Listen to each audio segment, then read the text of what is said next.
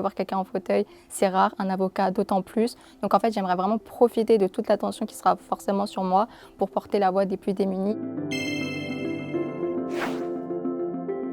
Alors salut les étudiants, moi c'est Laura Saint-Roman, j'ai 22 ans, je suis en master de droit pénal international et des affaires à la Sorbonne et je suis aussi élève avocate car j'ai passé le barreau en septembre.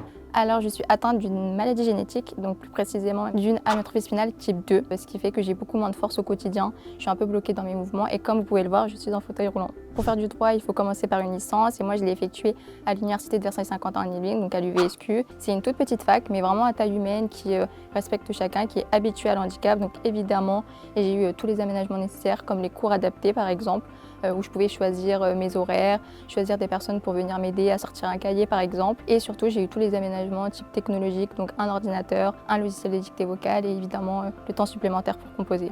Alors malheureusement, l'accessibilité dans les universités, c'est une grande question. Il y a beaucoup de problèmes d'accessibilité, il y a des escaliers. Puis je pense qu'on ne voit pas beaucoup de personnes en fauteuil dans le monde universitaire, ce qui fait que les gens n'ont pas forcément l'habitude et c'est pas des choses auxquelles on pense immédiatement, mais ça peut changer et j'en suis la preuve. Il y a des solutions, donc il ne faut pas baisser les bras. Moi, je sais qu'on a pu me proposer par exemple la mise en place des cours à distance que je pouvais suivre en direct, mais pas que. On m'a aussi proposé des preneurs de notes et à la fac, vous trouverez sûrement des gens gentils qui voudront vous aider avec plaisir et qui prennent finalement vos cours à votre place. Encore une fois, il faut être combatif, il ne faut pas se laisser marcher dessus, il faut aller au fond quand même pour dire que vous devez avoir accès à vos droits et accès à vos cours évidemment. Avec un peu de communication, de courage, tout finit par se régler.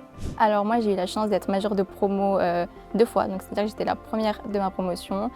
Pour y arriver, il y a plusieurs techniques, mais surtout beaucoup d'organisation, de rigueur, mais surtout de la passion. Alors j'ai réussi l'examen du barreau pour devenir avocate en septembre. C'était un peu un parcours du combattant, parce que ça reste la préparation d'un examen national, avec surtout beaucoup de périodes, d'abord les écrits, puis les oraux, donc ça demande d'être très concentré et dynamique jusqu'à la fin, et justement pas se laisser aller et être démotivé. Mais je suis ravie du résultat. Plus tard, j'aimerais me spécialiser en droit pénal des affaires. Ça va être tout ce qui va être détournement de fonds, atteinte à la probité, vraiment des infractions un peu techniques. Aujourd'hui, je suis très contente de montrer un message d'espoir et de réussite pour toutes les personnes qui pourraient s'identifier à moi. Évidemment, mon parcours, il n'a pas été rempli que de réussite. Il y a eu des embûches, des difficultés. Tout est possible. Allez-y, foncez. Handicap et université, c'est compatible. Handicap et droit, c'est compatible. Et je crois que j'en suis l'exemple. À très vite.